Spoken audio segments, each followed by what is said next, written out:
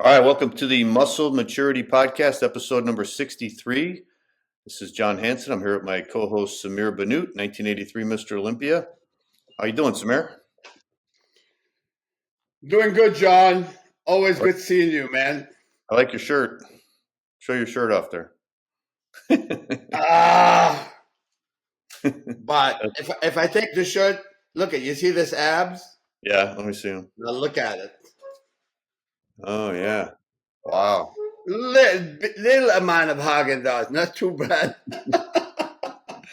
I'm doing good, man. How's things with you? Good. Still warm out here in Tampa.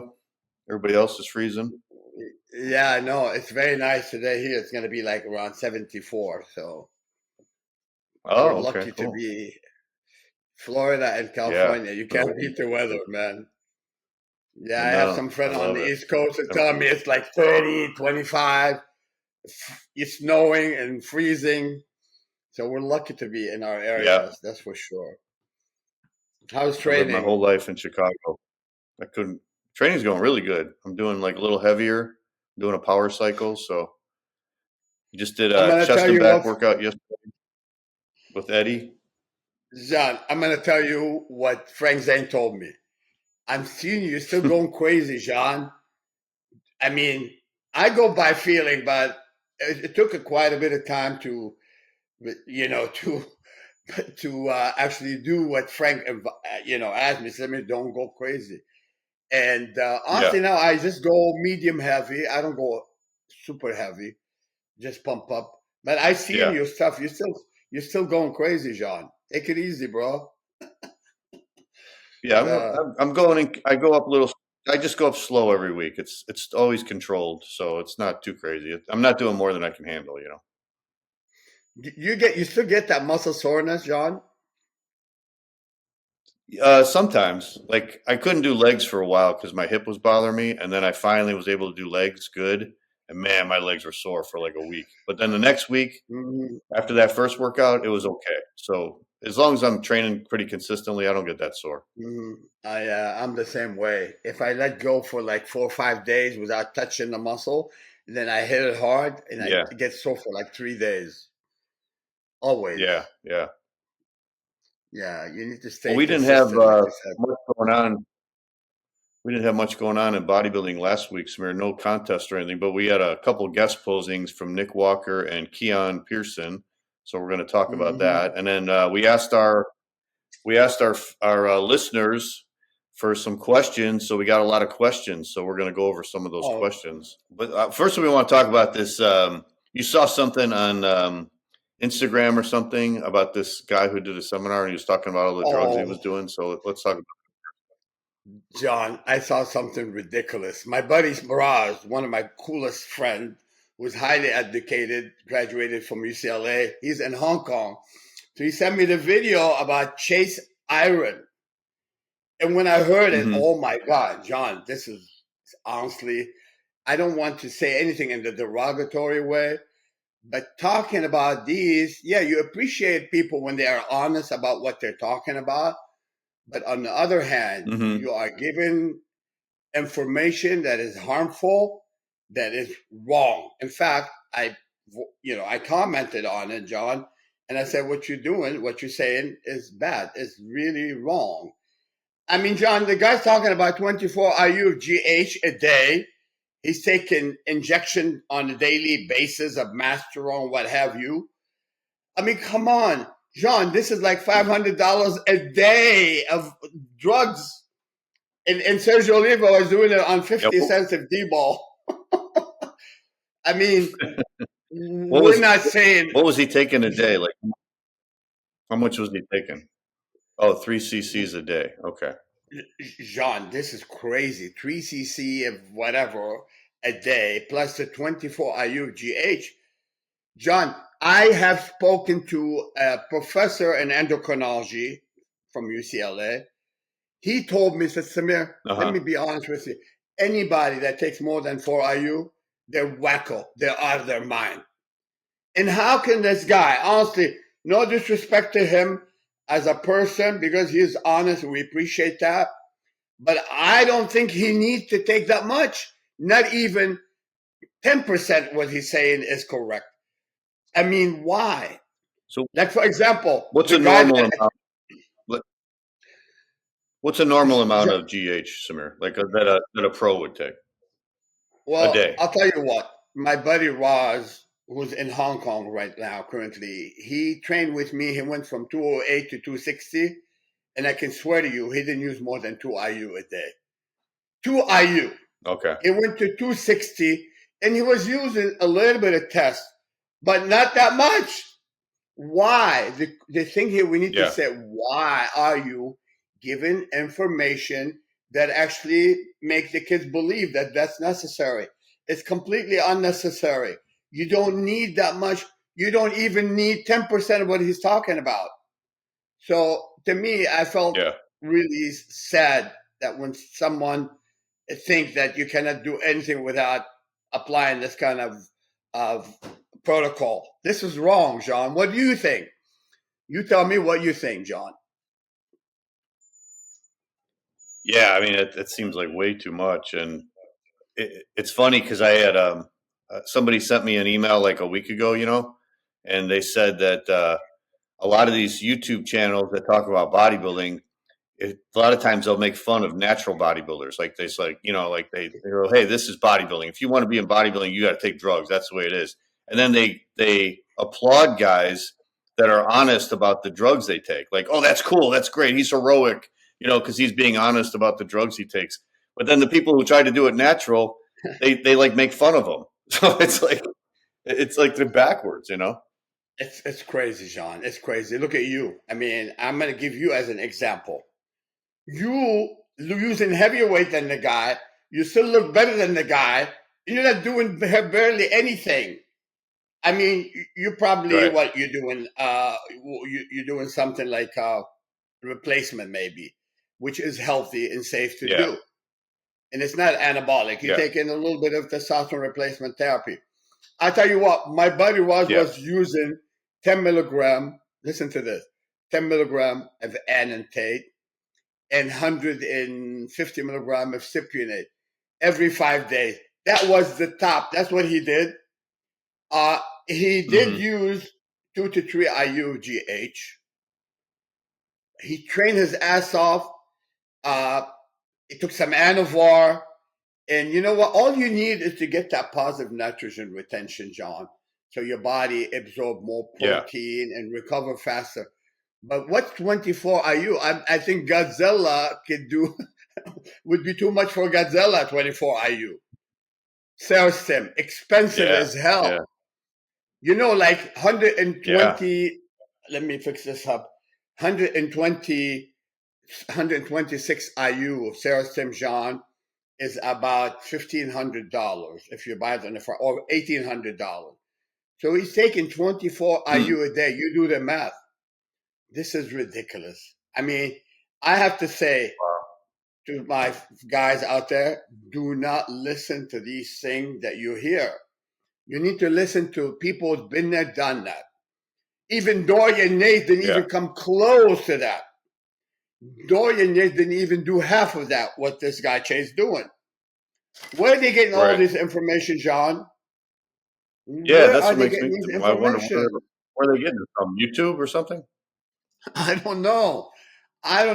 Even Arnold Schwarzenegger, Sergio Oliva, who used modest amount of anabolic. And look at they are healthy. Arnold is still like, he's 78 now, or 77? 77 or 76. Somewhere around that. 76. But look at Arnold. Still look good. He's healthy. And Arnold didn't do any of the above. Didn't do even fraction of that. He was a warrior in the gym. He trained hard. He ate good. And this gentleman, Chase, giving these information, again, we're not saying he's a bad guy, but he's misinformed. He's definitely misinformed. He needs to right away go back to the drawing board and talk to people that have been there, done that, because what he's doing is very wrong. And it's not good for the kids to follow this kind of protocol. It seems like back in the 70s and 80s, I mean, bodybuilders were using steroids, but it was like they trained hard first, and then the steroids supplemented that hard training, right? Like the steroids helped you recover from the hard training, but the hard training was first. And then the steroids helped you 100%. with the recovery, with the, the protein assimilation and all that. It wasn't like you did the drugs first and then maybe did a little training later. It was like you did the hard training first, and then the drugs were just kind of helping you get ready for the shows. John, look, I'm not always on the roid. Only before competition, I take these little bit of medication because anabolic, when you're restricting calorics, your caloric intake, it reverses catabolic effect. So it preserves your lean muscle Right. mass when you're in Right. severe dieting. And yes, it does help you get even sharper along with good diet. But I could swear to you, I could not believe what I heard. What this guy is taking. I mean, let's say he's honest, yes, but I'm sure he is taking even a little bit more if that's what he admitting in terms of taking GH, 24 IU. Oh my lord! Yeah. I mean, this is unacceptable, crazy. Yeah. And so, what else he's taking? Like 1.5 cc of Masteron, John. Masteron, all you need is one cc of 100 milligram every other day for a limited amount of time. And what he's talking taking it about, every day. Yeah, he's taking it every day, 1.5 cc every day. That's what I heard.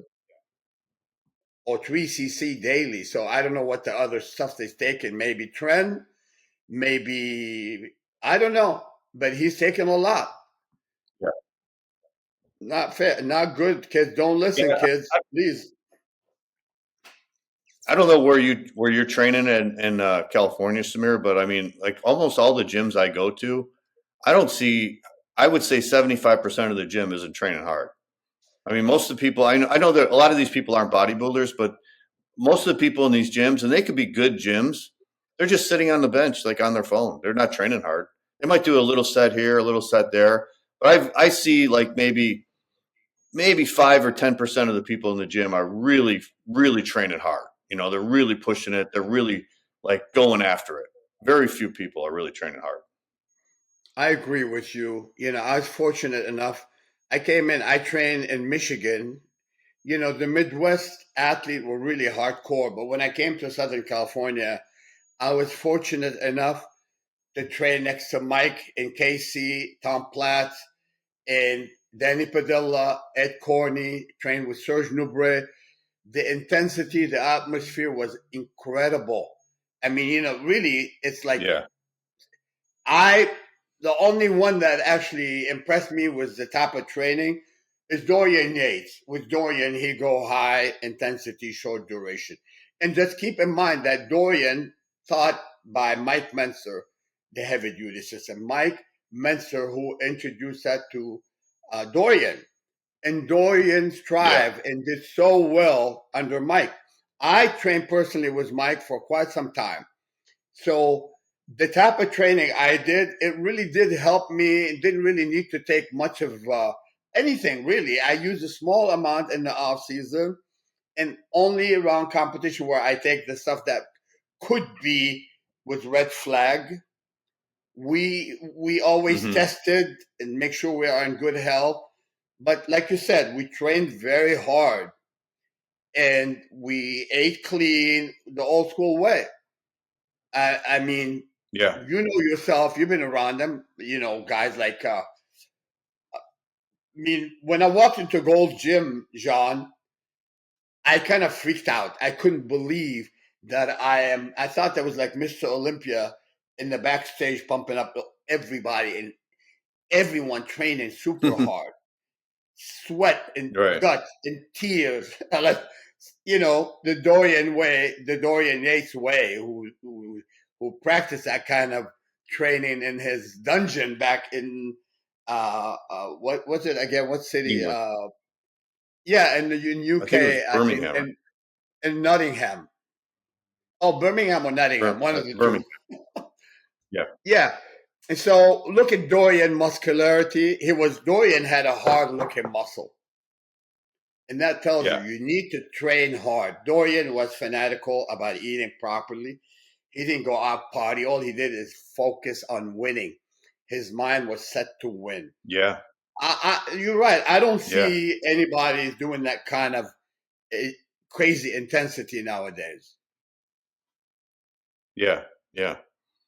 Yeah. I talked to So, Jerry Brainham on my Bodybuilding Legends podcast, and we were talking about all these people in the gym today on their phones, and he said that yeah. when he was working out at Gold's in like the 1980s, 1990s, he said that people were training hard because there was no cell phones. Like nobody was on their cell phone, so you just had the gym music on and the stereo, and everybody was training hard. And he said he could see like even just regular people in the gym, not bodybuilders. Hold on, John. Hold on. I'm doing a movie now. Hold on. What the? I mean, this is crazy. And maybe this one is contributing to the ruin of bodybuilding. Put that damn phone down. Yeah, I think so. You may use it for Right. 2-3 minutes and then put it in your gym bag and train. I mean, if I had this one, I would have about 5,000 video of myself, which is, we didn't have that, John, unfortunately. But there is a use to it. But when you're training, you put that damn thing down. After training, you want to do some bullshit, you could. But the iPhone or the phone, the smartphone messed up a lot of that kind of look that we want. That hardcore. Yeah, that kind of hard intensity. training. Right. Mm-hmm. I'm glad that thing wasn't around when we were younger. Never would have won any title. Probably not. I mean, I think you see the distraction. Look, it's all about tunnel vision. When you're training, you really have to live it. When I do arms, I really put my head into my biceps. I focus on my bicep. When I do back, I'm focusing on my back muscle. It's if what you see in your mind eyes matter. But when you interrupt your workout and start doing this bullshit, hold on. Yeah. I mean, you lose that tunnel vision somewhat. You lose the focus. Yeah, absolutely. You lose your focus. And, mind is everything. And a lot of people think they could like work out hard and then like go on their phone in between sets, but it takes away from the workout. Whenever you take your focus away from the workout and you go somewhere else, you're not focused on your body anymore. Now you're focused on your phone, and it ruins it. I don't care who you are. I don't care how many titles you've won. If you're on your phone, you're not training as hard as you could be. And if you're a competitor, like if you're somebody who's competing, you're going to be competing against somebody who's like an animal out there and they're not on their phone. And that's the person that's going to take first place in the contest, because that's the one that's going to win. The one that's focused, training like an animal. The ones who, if you're a competitor and you're on your phone, man, you're giving away a competitive advantage to somebody else out there who's going to win the contest, because they're going to be focused and they're going to win the contest. And this is what Arnold says: leave your goddamn phone in the car, put it away. Yeah. You go to the gym, you focus on your muscle. After the gym, do what the hell you want. But you got to have 100% tunnel vision. Believe me, the mind is everything. When you do back, when you do delts, you got to live, you got to go inside your muscle. And forget about anything out there. Don't even think about anything else other than you need to channel all your energy toward that goal. That's why Dorian Yates became Mr. Olympia 6 times. They win it in a dungeon. That tells you he didn't have marble. He didn't have this and that. The luxury of some of the gym you see, you have like rusty equipment, hardcore training. You could hear some of the video that Dorian did. That's how I trained. That's how Tom Platz trained. We trained hard, and I call it, we trained with vengeance, with total focus and tunnel vision. That makes a huge difference, John. Exactly. It does. Absolutely. Without a doubt. No. So. All right, let's talk about these guest posing that Nick Walker and Keone, and there was a couple other bodybuilders. There was a show in, I think it was in Las Vegas, and they guest posed. So let's pull up the video of Nick Walker. So this is Nick Walker only a couple weeks after the Mr. Olympia, and he couldn't compete in Mr. Olympia, so now he guest posed. He was in really great shape, wasn't he? Well, yeah, I'm very impressed. I mean, when Nick Walker guest posed like that, this is what bodybuilders should go on stage. When a promoter give you 5 or 7 or whatever grand to guest pose, you want to show the audience muscle. And honestly, Nick looks incredible and not bad. His performance and his posing pretty, is improving as he's going on. I would put a little bit more tan on his face, a little bit though, but fantastic, Yeah, right. fantastic. Really, I'm surprised. I don't see any sign of a hamstring issue, even though you can see slightly a little bit bruised.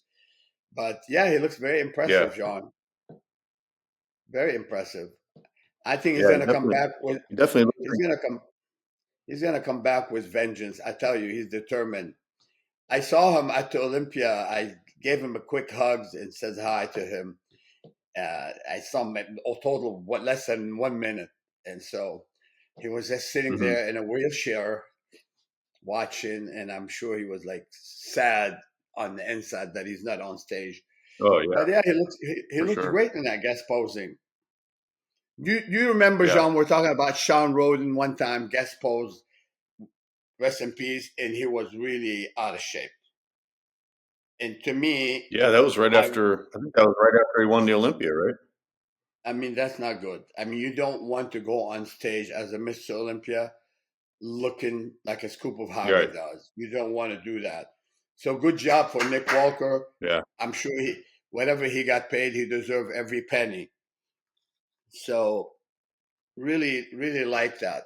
Really like that. He went up and posed and showed quality. Now, Here's Keone Pearson, Kia, the new 212 Olympia champion. He was guest posing too.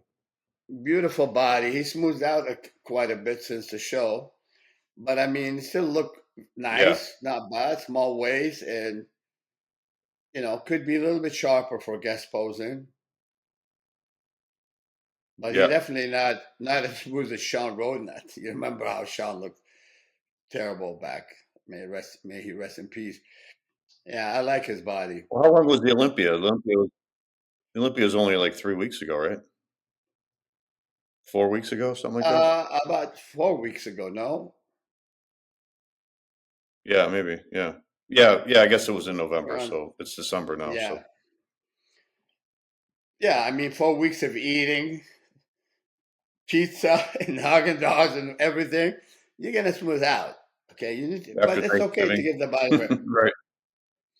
Yeah, but Right. doesn't matter, Jean. When you do guest posing, you got to be at 70% condition. Going on stage at Yeah. 50% not acceptable.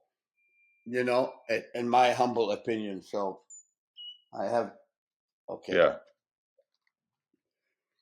So yeah, I love his body. Could have been sharper. I've always thought he was going to win his Yeah. show. No, he's a stand. This is Stanimal. Stan always in decent shape. I'm glad he's in shape for guest posing. Yeah, he got a You think lot this is decent bigger. shape? Well, I mean, quality wise, it's not bad. He's not fat. Let's put it that way. I Yeah, I guess. mean, for guest posing condition, it's not bad. Could be sharper, but He looks a lot, I mean, you looks don't a need lot to better when he's be. ripped. You can't be shredded for every guest poser. You could look good. I No, I mean, know. listen, Yeah. Nick Walker was near shredded. I guess he kept whatever he was doing, and some of the guys didn't really care. They're Yeah. bulking up and they go up there, get paid, but now, oh my God. This Now, is Quinton. or Quinton will have a great body. I think he looks terrible for that guest posing. Yeah. Yeah, Yeah. he's as smooth as a baby's butt, like they say. He's really small. Yeah, Yeah. no, he's like at least 25 pounds of Haagen Dazs. Great calves. Look Because at he's his got a physique really is small good. when he competes. When he competes, he's got a really small waist. But man, he doesn't look like he has a small waist now. It just totally ruined it. He's really heavy. Oh yeah. No, very heavy, very smooth. I mean, guest poser should actually have an agreement with the athlete. Say, look, you want $5,000? Fine with me, but you have to show up at 80% condition. Because nobody wants to see you Yeah, looking like a scoop of Haagen Dazs up on stage. They want to see muscle, and if you're right. fat, you can't see muscle. So that's why they can keep And talking what do you about think? Sean Roden appearance. What do you What's think that, John? about them wearing like their gym? I said, what do you think about them wearing their gym shorts on stage instead of like posing trunks? I think it's terrible. Yeah, You gotta have, you know, we have to wear posing trunks when we get on stage to pose. Wearing a right. short, and if you were happen to be on stage and they ask you to show us what will you look like, okay. But to go to do your guest appearance with a short like that, that's a little bit for me. It's not professional. Yeah, it's amateurish, right? It looks amateurish. More than amateur. It's not Looks professional. terrible. Nope, Yeah. not at all, my friend. Yeah, he So needs to be I gave Scott, 10 our pounds. producer, I gave I gave Scott, our producer, some video clips of. Now, this is 40 years ago, Samir. This is 1980s. I want to show Lee Haney and Lee Labrada how they looked when they guest posed. So Hmm. let's run those videos. This was I think Good this was like idea. 1986. You can fast forward. And that's a guest posing, correct? Yeah, this is guest posing. Now look at the difference. Back then, these guys used to like really put on a show. I mean, you look at the professional lighting, the professional backdrop. He's got posing trunks on. And he does you notice when he comes out, like they open the stage and he's there, right? It's a show, it's a performance. He doesn't walk on Yeah. stage and go, hey, come on, man, applaud for me, I don't hear you. He doesn't do that stuff. He's doing his routine, and he's got it all choreographed. You can't hear the music, but the music's the poses are choreographed to the music. And man, if you could hear the audience goes crazy when they watch this because it's a professional performance. And I never see that anymore from any of these guest posers. I mean, like Nick was in good shape, so at least he was in great shape because he was holding his peak from when he was getting ready for the Olympia. Well, Lee So at Lee least he is in had very that. good But shape. Lee is in very good yeah, shape I for mean, this guest is guest posing. posing. And look at how Right. exotic his line in But his look at transition. the posing and the transitions and the lighting. Oh, this is 40 years ago, Samir. I mean, where have we Yeah, gone? well, We've gone back in the the guy should learn from this. The more professional you are, the right, better it's your image. Look at that. Lee's moving like a ballerina, man. And looking right, tan, look at that smile, looking confidence. He's not telling people cheer for me and doing this monkey business. right, Come on, do it. That's elegant. This to right. me, this is bodybuilding. I tell you, when I met Lee Absolutely. Labrada in Austin, Texas, back in '82, we became friends instantly. And I told Lee, I said, "Oh my God, he won Mr. Texas at the time." And, I knew right away. I predicted all these good things for Lee, and he did it. And look Yeah, at that. You're right, John. I'm glad you're showing these kind of videos of former old schooler. Look at that. Look at that. yeah. Fantastic. Healthy Like looking muscle too. if I was a kid in the audience and I was watching this, I would be, and I saw that, I'd be like, oh my God, man, I want to be a bodybuilder. That would be so impressive to me. I mean, to come out and you hear the crowd go crazy, and he's professional on stage and he acts like a champion, and his posing is real fluid, and he's got the music choreographed to the poses. And here's Lee Haney, probably around the same time in the mid 80s. Look at And the tiny Lee's in waist. great Look at shape. the waist. Yeah, this is another guest posing. It's not the Mr. Olympia contest, and he comes out and he's professional. Oh yeah. He's Oh not yeah. asking for any applause. He gets the applause because he's got a great routine, And and the he's condition got a is great presentation. He's excellent. presenting himself professional. Hmm. Yeah, Hmm. Lee Haney is a true champion, and his look at, I mean, the guest pose in condition, you get all the respect in the Right. world from me. If you go on stage looking like a But it's not just, butterball, it's not a good. It's terrible. it's Look not at that. just, it's not just his condition though, Samir. It's the presentation, how he presents himself. He goes out there with posing trunks and he does a The really whole, professional routine. It's choreographed to the music. So he's got music playing. He's not playing just some background shit that he's just walking around the stage. He's got a song that he practiced these posing routines to, and he knows exactly what poses he's going to hit at what point of the music. It's all choreographed. This is a presentation. He's a professional on stage and he's presenting himself as a professional. So I wish we when had, the amateurs yeah. in the contest and the people in the audience see this, when they see this, they're going to be like, "Wow, this is the top level. This is a level above everybody else." You know what I mean? That's what I'm saying. All the competitors can look at that and go, "Wow, that's the ideal. That's what we want to do. That's what we want to look like." Look at, even all the I to, competitors are clapping for him. I totally agree with you. You know, I wish we had the audio to hear what he was posing on, the way he was moving with Yeah. the music. But I mean, just look at the muscularity, the small waist, the V taper. I mean, Lee Haney is Mr. Olympia for good reason. Yeah, you respect that And the kind of crowd's going bodybuilding. crazy so much they brought him back for an encore. Look at the vascularity, the hardness of the muscle. Now that's a good Yeah, look how posing professional he is. appearance. Oh yeah, totally, totally awesome.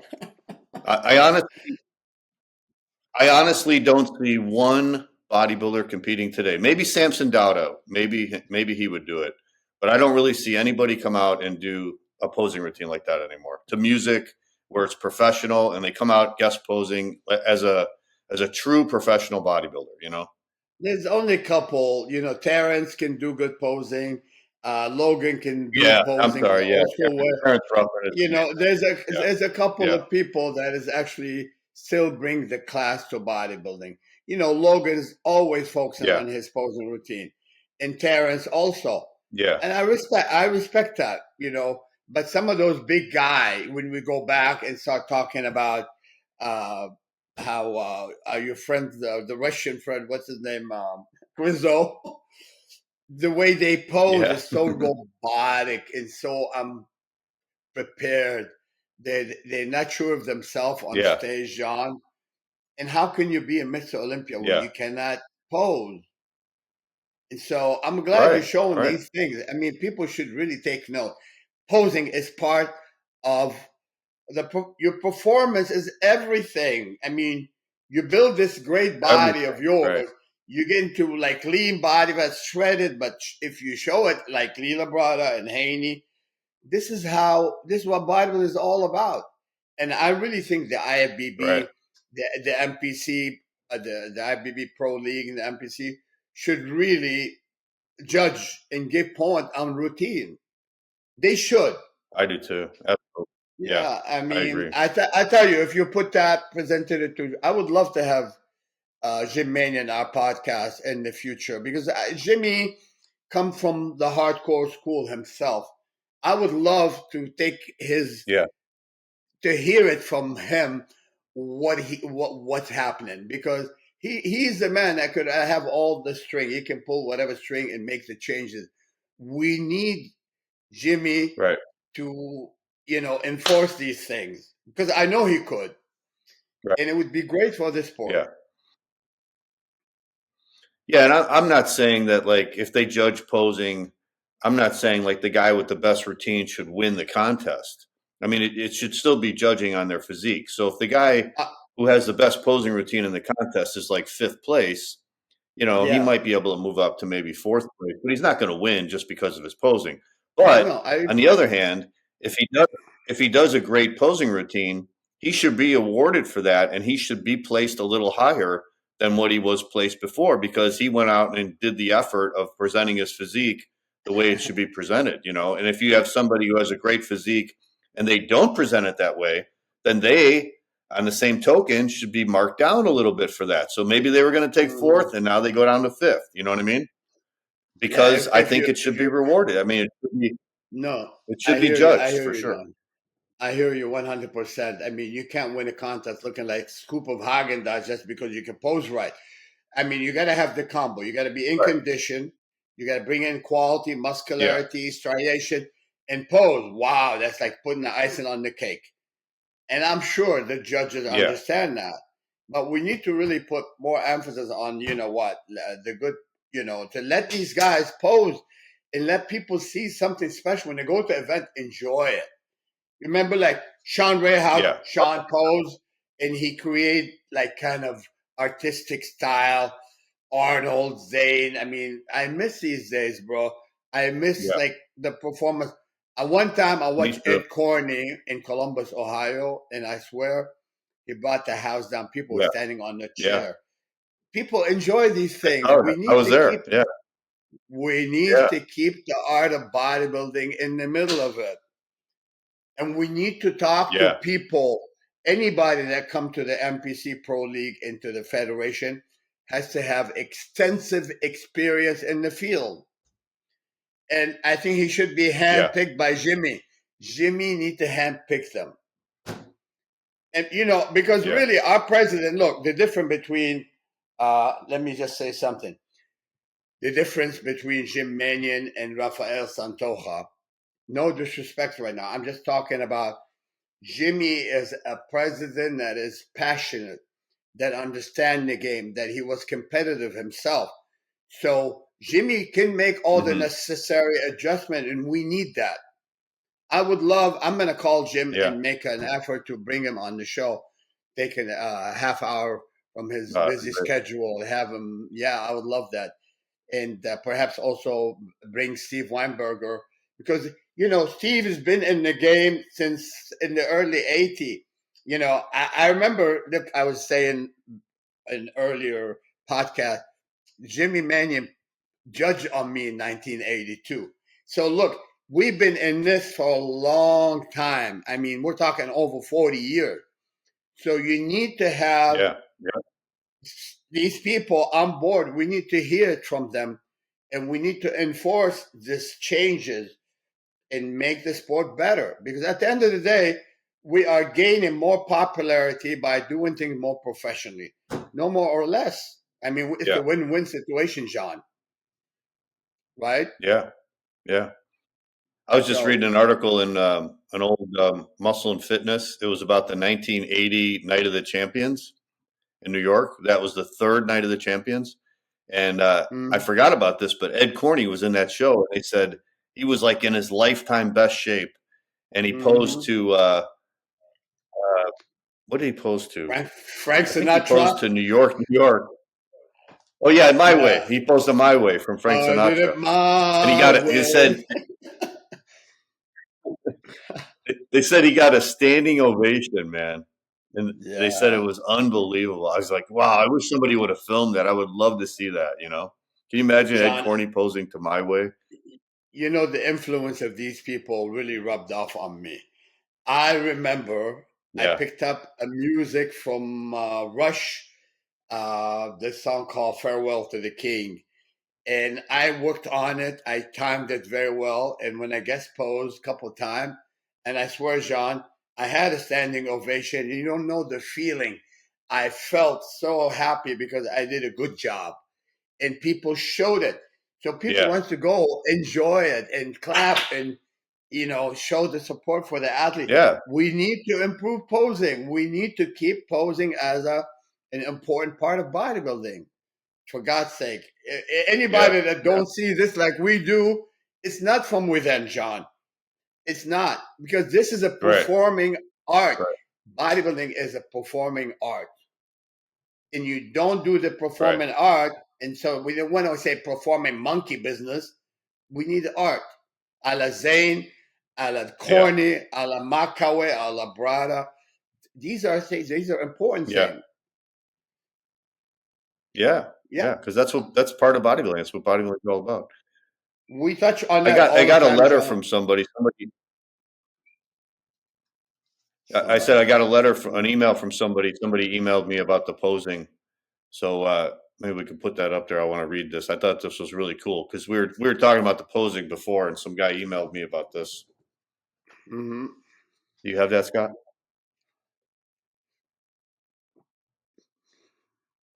Maybe Scott is not around that. Oh, Yeah, here it here goes. it is. He goes, one of your recent podcasts, you and Samir had a terrific discussion on the importance of posing and how the sport has lost the element that makes the sport an art form. I couldn't agree more. I'm curious when the two of you feel that posing throughout the pro ranks was at its very best. For me, I think a strong case could be the 1983 Olympia, which Samir won. That year, Samir, Mohammed Makawe, Frank Zane, and Ed Corney gave routines that were absolutely breathtaking. I think you could show those routines to anybody, even those not involved in the sport, and they would say, okay, I can see how that is art. Could the same be said of the vast majority of routines we see today? I don't think so. And it wasn't just those four. Quality routines were in the norm in that show. Lee Haney, Joseph Wilkosh, Albert Beckles were all outstanding. Even contestants who few remember, such as James Gobar and Dale Ruplinger, gave performances far better than most we see today. Posing not only Agreed. allows for the art and creativity to come through, it helps the contestant know and evaluate his physique in a more thorough way.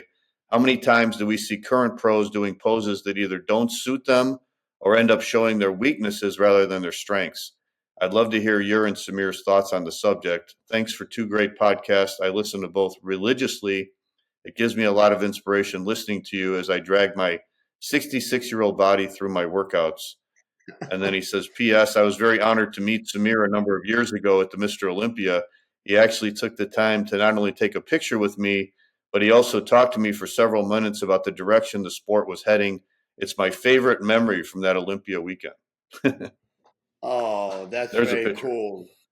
I think Rob, honestly, you appreciate when someone come from within and tell you the real thing. I mean, everything he says is correct. I mean, that Olympia in '83, Jean, we have Frank Zane, we had Ed Corney, we had Mohammed Makawi, we had Lee Haney, and then everybody posed with, not just me.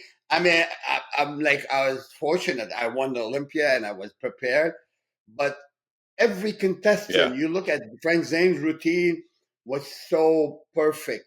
Makawi's posing routine, oh my God, it was like incredible. Take your Yeah. He was time. always amazing. The transition of every pose. Okay, you notice I don't walk from one pose to another. See, showing the different places Right. the judges. You, you see, and so I practice. I mean, practice makes perfect.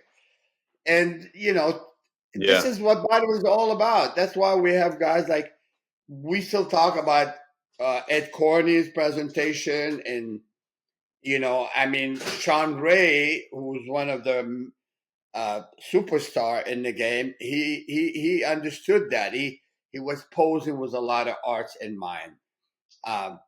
Zane, Yeah. Makawi, Labrada. This is what we need to influence in new kids. We need to influence guys like Yeah. Crizzo, like what's his name, Regan Grime. Those guys are really great. All they need to do is get all the pieces of the puzzle, John, is what you're talking about. It's a performing art, and I really want to Yeah. thank Rob for his awesome email to you, and we will keep flagging it. We keep pushing for that, and God's willing, we will make the difference and can bring in people that way too. Back to the good old school. Yeah. It's a Plus, I performing think the art, audience loves it too. The audience of course. who goes to see these shows, they love to see great posing, man. That's what makes it a great show. I mean, that's why posing is important, because you show the muscle that you develop. You showed whether back Yeah. muscles, tricep. It's so important to put more emphasis on this part of bodybuilding. Anybody that says we're not going to score on posing is not from within. He doesn't understand bodybuilding. He should be Yeah. eliminated from being involved in the federation. I am sure that's why I'm saying Right. having Jimmy Mannion, making whatever adjustment, it's so much acceptable because he's been there. He saw me, Zane, Corny. He's been there, done that. Besides, he was a bodybuilding champion. Yeah. So let's hope in the future they give us their views on what we're talking about, and hopefully we will get somewhere and improve on that. You know what I'm saying, John? And so I want to thank you for bringing that email to show. You know, a lot of people understand bodybuilding.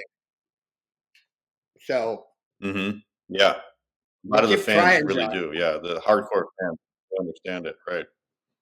We'll keep trying. Well, let's finish off the show, Samir, with some questions that people sent in to us. So if I want to pull some of these questions up, Scott, we'll answer these questions that the listeners sent in. So the first one says, how much did the current bodybuilding workouts change compared to your era? So how have the workouts changed today compared to the golden age era? That's I mean, I don't know. I just you were saying now they break their tunnel vision, bringing this tool with them to the gym. I mean, back then we were like living it. Our mind was whatever we spent an hour and 15, or an hour and a half. We were like total tunnel vision. We trained with intensity. We did more set, and you know, I'm sure there are some guys that training like that now, but the majority aren't doing that, John. So the way I learned bodybuilding, I still honestly, without being prejudiced here, I think the old school way was the best way, without a doubt. And what else changed? What changes, John? Is the cocktail the guys are using. Like we're talking earlier about this gentleman, shots, iron, whatever. He's taking excessive amount of drugs, thinking it's only a drug. You got to work your ass off. You got to train with high intensity, with volume. And it's different now. I don't think these guys are doing what we did back in the days. So it's very difficult to pinpoint every little aspect of that. But I'm still like going with the old school way.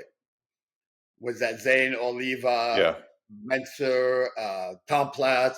The way we trained was more intense, more serious. We left the gym like Tom Platt can't even walk after his workout. We killed it completely. And then we ate good. We went to the beach, cut some rays. It was just bodybuilding back then. We were lucky enough to working for Weider. We were getting paid by Weider. And I think that made things a lot better at the time. We trained and went to the beach, lay out in the sun, ate good. So the mind is everything in the game. But I'm not in agreement with some of the cocktail and some of the protocol that everybody thinks GH is necessary, insulin is necessary. Bullshit. Neither one of the two is necessary. They are not necessary. What do you say? You answer it for John. It's your answer. Well, I think if you look at the pro bodybuilders, what I noticed today is that a lot of them really train super heavy. You know, I'll see them doing like hack squats with 8 plates on each side, or some guys can squat like 700 pounds pretty easy, which was amazing. I mean, that never happened before. So I wonder if that's because of social media and they want to show everybody how strong they are. So that's kind of weird, or different, definitely different than how it used to be. But I think like Sean Ray made a good point a couple of weeks ago. I think I told you about this, Samir. He was saying that a lot of people go with numbers now, you know, like how much weight are you using? How much do you weigh? You know, and they're going by all these numbers, where bodybuilding isn't a sport about numbers. This isn't powerlifting or weightlifting. We're not trying to lift most weight, or we're not even like a regular sport, like trying to score the most points or score the most baskets or whatever. This is just a subjective sport that's visual, and it's just you're looking at something, right? You're looking at the body. So that's not about how much you weigh or how much you lift or how big your arms are or anything. It's just about how you look. And so I think Sean, when he was competing, he kind of took that approach to it. Like, I know he never measured out his calories or his macros, or, you know, he just kind of ate what he thought he should eat. And and he just went and he didn't even care about what he lifted. He lifted what it took to build the muscle, but he wasn't trying to set records. He wasn't trying to show off on Instagram about how much weight he could squat or anything like that.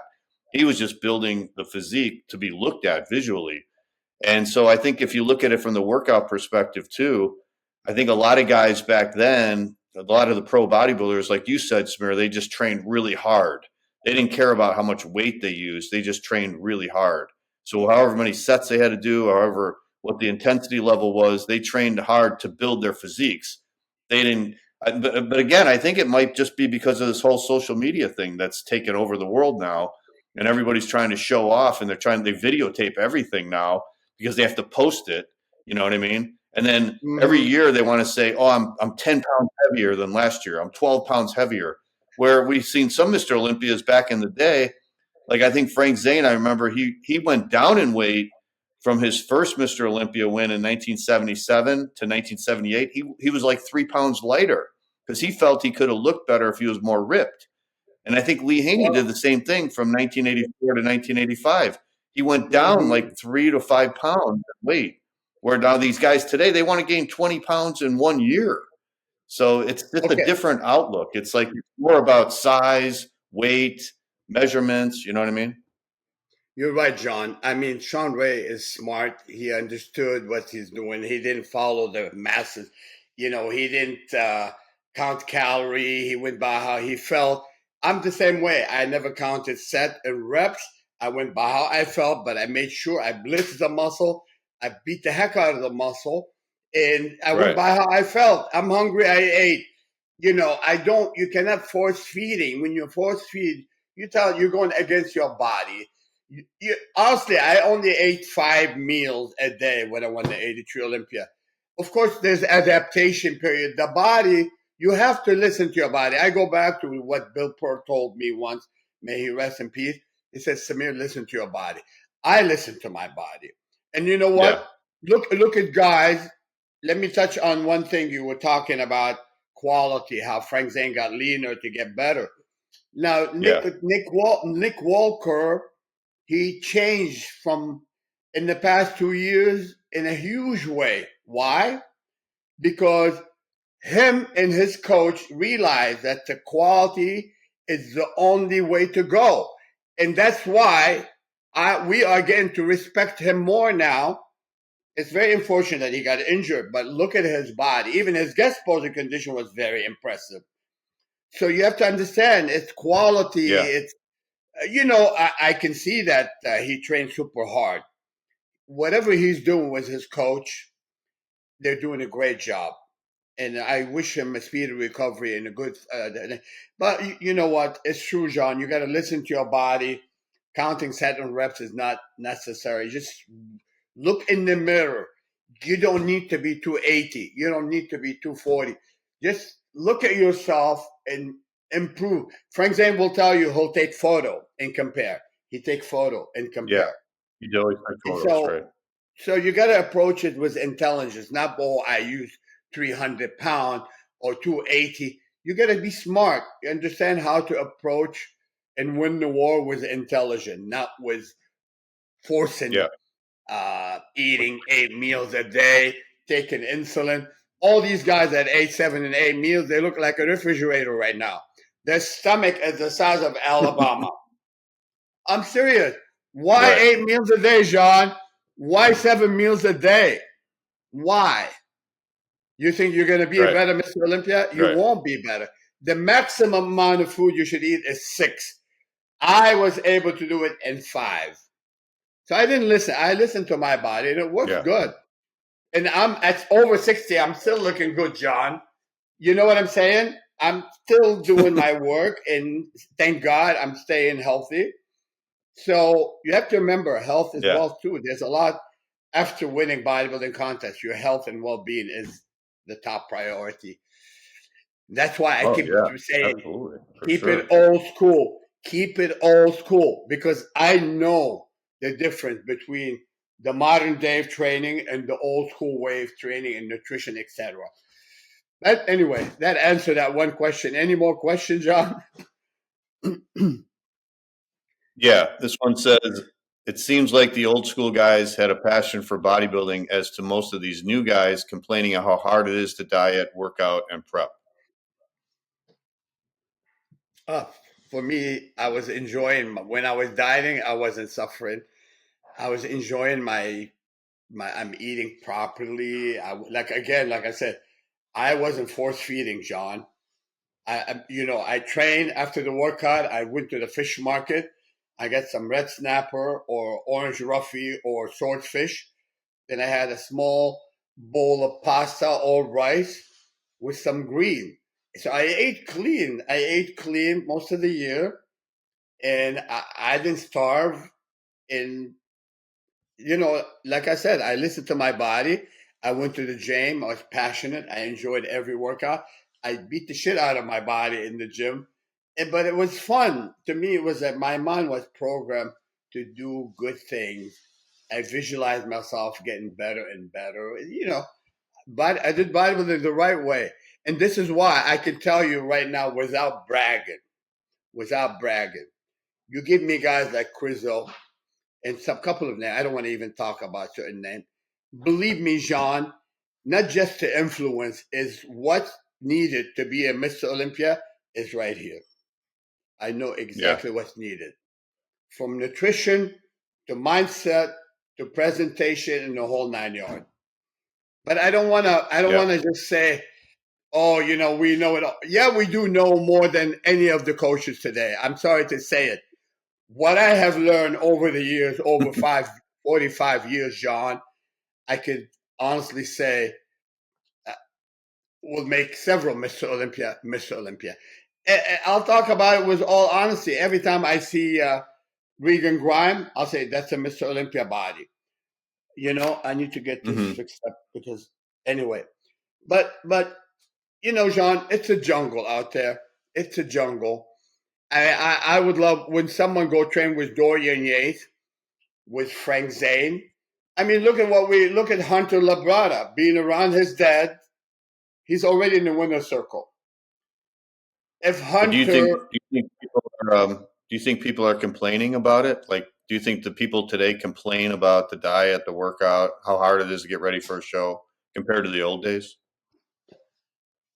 I don't know. I mean, some people enjoying it and they determine, but I see some flaws. I see something that goes. Look, I was around some guys who told me what they were doing. I was there just to help them with posing, Jean. And when I found out what they were using, I saw red flags right away. And I said, please remove this, please remove that. But then I said, look, you can't have two chefs in the kitchen. I don't want to get interfere with what you're doing, but please be careful because this is wrong, this is wrong, this is wrong. And then you know what? The guys have kidneys issue.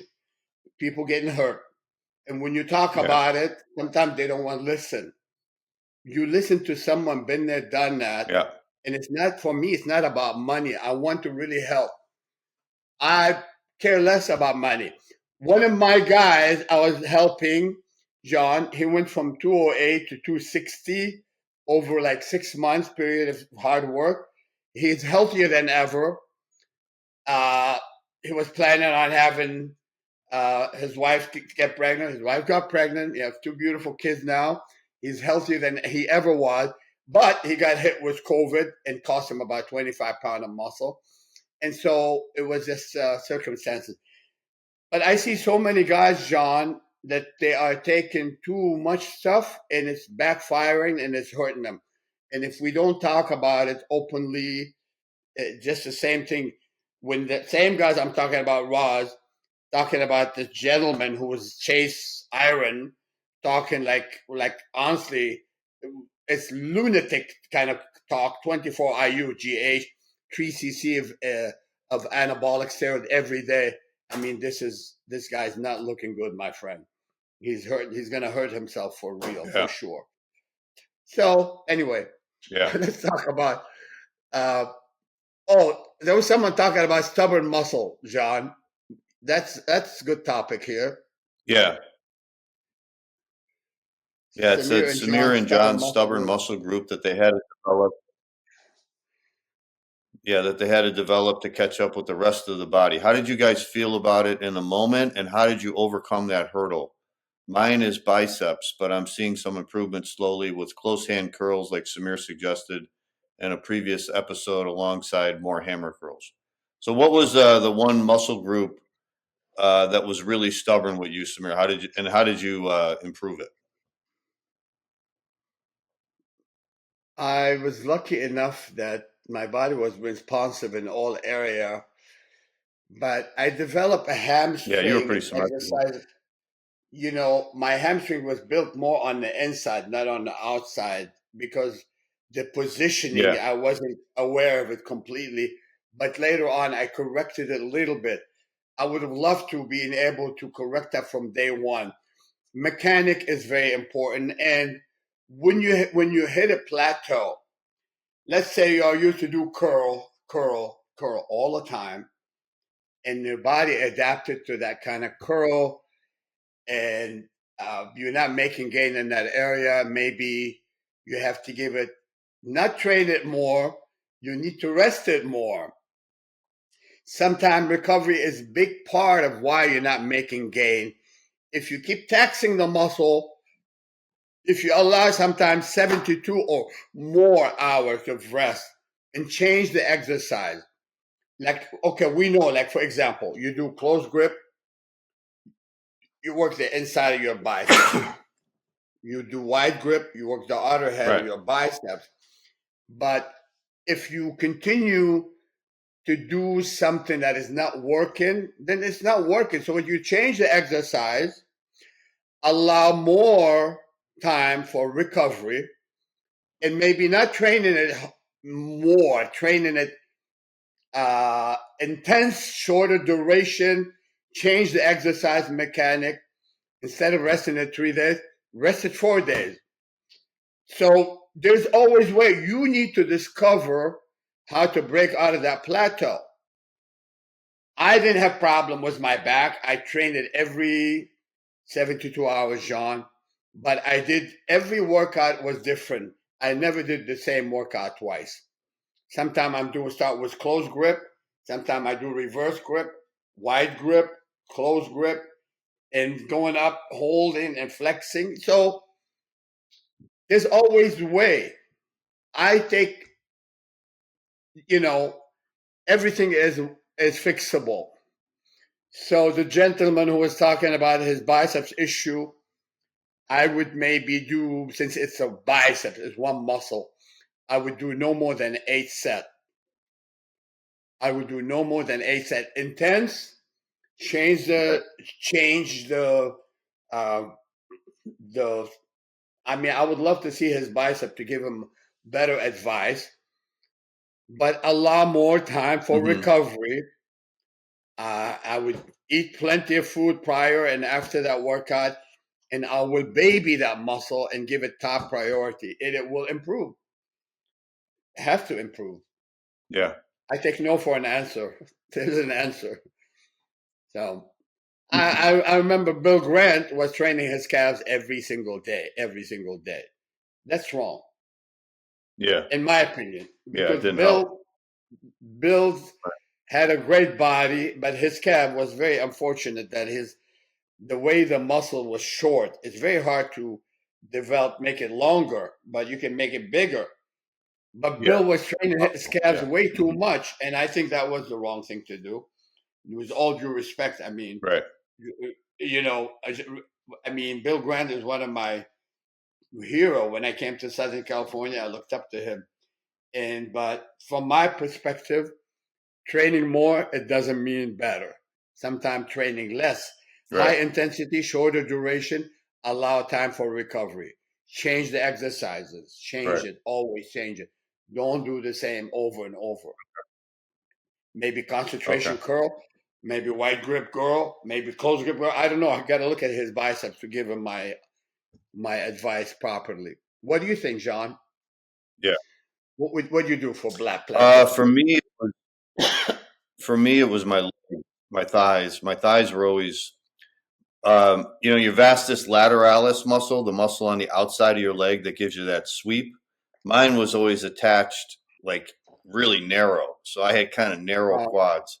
And then on top of that, I've got wide shoulders and I had really big lats. So my legs would always look too thin. So what I did to overcome that was, first of all, I tried to squat as heavy as possible to build as much size. And mm-hmm. I also did leg presses heavy to try to get more size, but still the Yeah. muscles were kind of narrow. So I Mm-hmm. would do hack squats also heavy with my feet parallel and close to try to build out the outside sweep as much as possible. But you know how Mm-hmm. Arnold's legs, like I was looking at other bodybuilders when I was going through this, and you know what? Remember Arnold's legs? I remember Ken Waller always said about Arnold. He said Ken Waller said Arnold's legs were thin until he flexed them, and then they would explode. So Yeah. Arnold Yeah. had kind of the same kind of thigh structure that I had. He had like narrow thighs, but he developed those upper thigh muscles, and when they were really developed, it made his legs look a lot bigger. So that's what I did too. I remember the year my legs looked the best.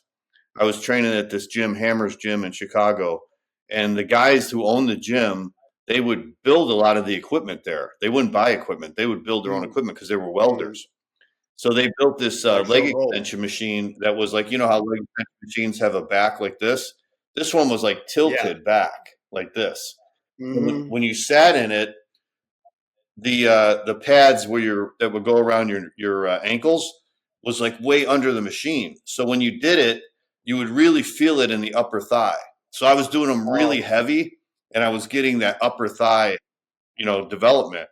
So when I got cut Mm-hmm. up that year and I lost my fat, I really had some good development in that upper thigh muscles, and my legs looked really good. Like they were actually my strong point when I competed that year. They weren't my weak point. They were one of my best Mm-hmm. body parts because I had developed that upper thigh, and it made my legs look a lot bigger. Yeah, I never have a problem with my legs. I started as an Olympic lifter, but I've always put like about maybe an inch and a half, 2 inches under my heel, and my knee was Yeah. pointed out when I squatted. My feet were about like maybe this much apart, and my knee was like pointing out, and Okay. I went all the way down, and I always felt the otter sweep Yeah. exploding, and so I never really had an issue. I Hmm. did that. Okay. I did hack squat, and also I did half squat, John. Well, at time I used heavy weight and half squat, and sitting on a normal bench, and so that really helped my Oh, legs. okay. Yeah, so I don't have a Hmm. problem with that. Okay. I overall I don't have any particular area where I have got stuck with gaining. From my arm to my calves, and everything responded. Yeah, Yeah, you had a really symmetrical body. You were lucky. I work This everything though, one's for John. me. It says, huh? I work everything. What'd you say? I never left anything Yeah. unturned. Yeah. Okay, how much This was question your says, heaviest how weight, much was your John? in the off season versus on stage? Do you recommend bulking for natural athletes to build as much muscle as possible? Well, that's a good question. My heaviest body weight was 243 in 1996. I was getting ready for the second time I won the natural universe. I was really bulking up.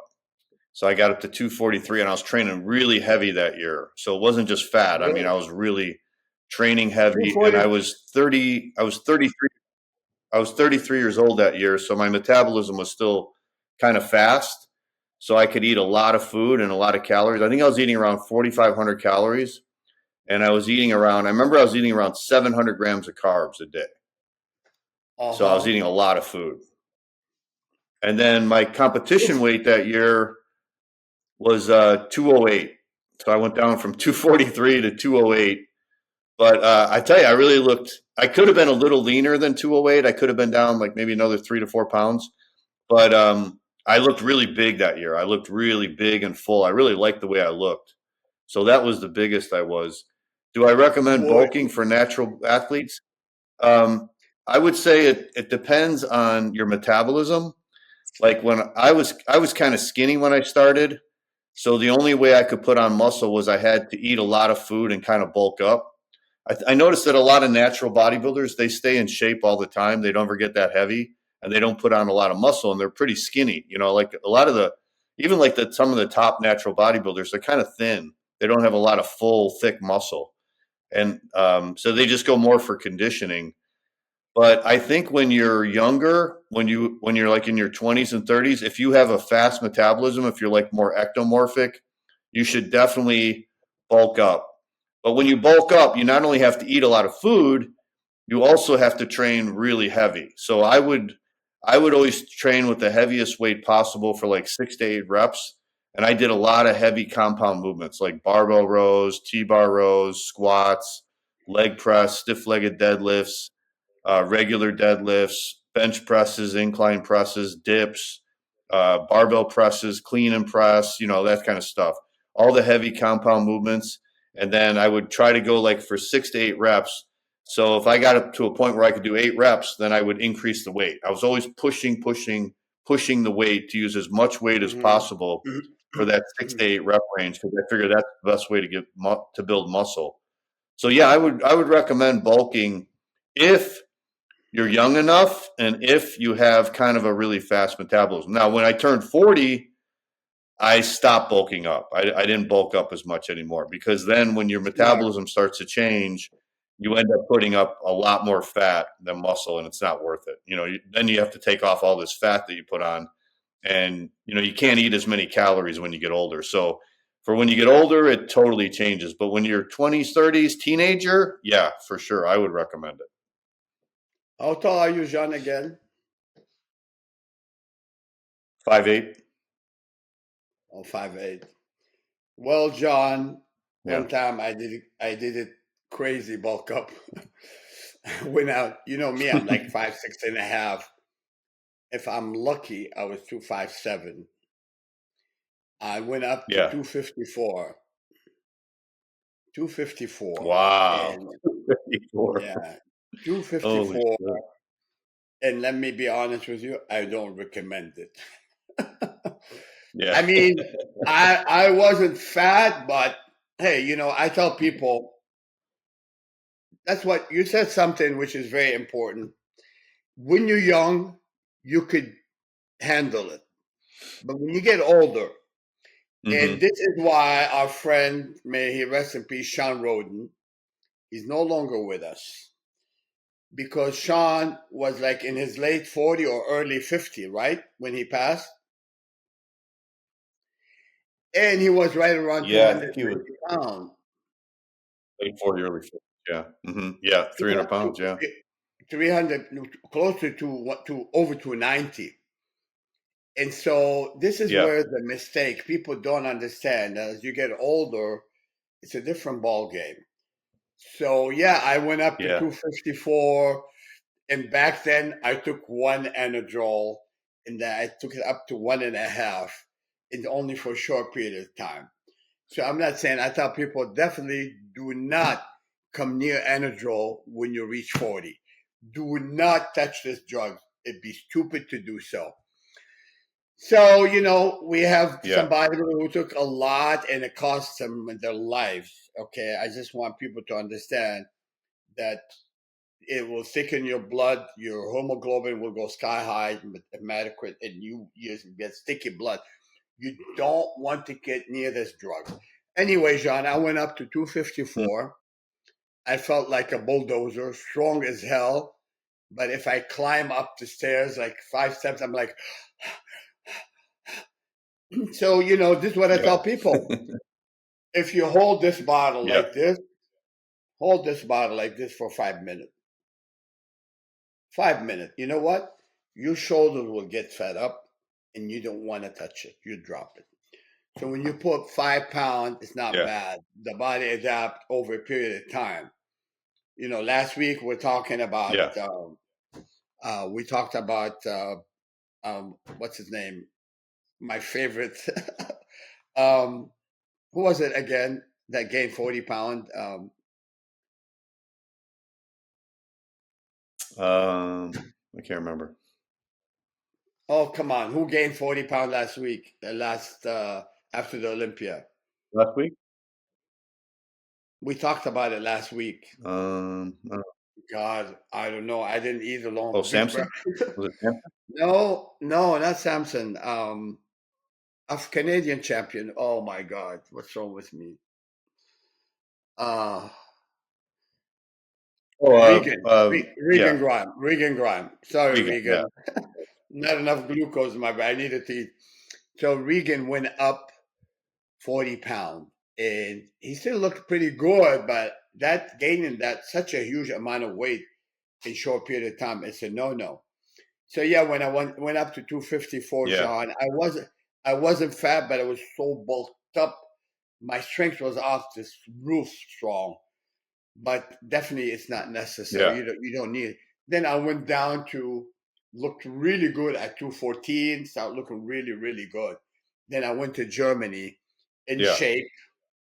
I went to Germany in shape at about 214, 215, and I kept slicing to 196, and I was shredded yeah, to the bone. It's not always smart to do it as you get older. I think the boundary should be 35. After 35, don't go crazy and bulk up like that. And if you gain yeah. I 10 agree. pounds of pure Late muscle, 30s. yeah, yeah. If you gain 10 pounds of pure Yeah, muscle, that's great gain. I remember I used to have this conversation with Mike Menser, may he rest in peace. He said, people don't understand 10 pounds of muscle is a lot of muscle. It's a lot of muscle. 10 yeah. pounds a year. You can gain 10 Oh, pounds 5 pounds. of muscle 5 a pounds is year not if you're really focused. 5 pounds is a lot of muscle. bad. You will notice major changes. Yeah, So yeah, I went down to back to 196 when I yeah. competed. Yeah. Yeah. So is Talking that a about the good thing natural to do? bodybuilding, I mean, when I won the first time I won the Natural Olympia was in 1992, and I remember I was like 215 in the off season, and I went in the contest Hmm. at about 198, and then I was trying to stay lean, like 215 for me was kind of lean, back then in my late 20s. Yeah. So I was trying to stay like that in between contests, and then I remember one year I went up to 230. And then I was able to compete in the show at like over 200 pounds. That was the first time I was over 200 pounds in the Natural Olympia, and I was 204. So then the next year I went up to 243, and then I went up to 243, and then I was 4 pounds heavier. The next year I was 208. But that 4 pounds, I looked much fuller and much bigger. So for me back then, it was worth it to bulk up because even though I only put on like 4 pounds of muscle, the look of the body was much different. But like you said, Samir, you Hmm. got to do it at the right time. You got to have a fast metabolism, and you got to do it when you're younger, in your 20s and 30s. When you get to Hmm. your 40s and 50s, no way. That's because you'll Thank put you. on too much fat. It's not worth it. And really, you're putting your life on the line when you do excessive amount of androgen, toxic androgen like anadrol. Oh my Yeah, God! I mean, could you imagine? You know, yeah, it's sad when you hear NASA or somebody at time took 10. He's no longer with us. Okay, he's no longer with us. I right, heard our friend Mike Matarazzo took very close to that amount, and he's no longer with us. All right.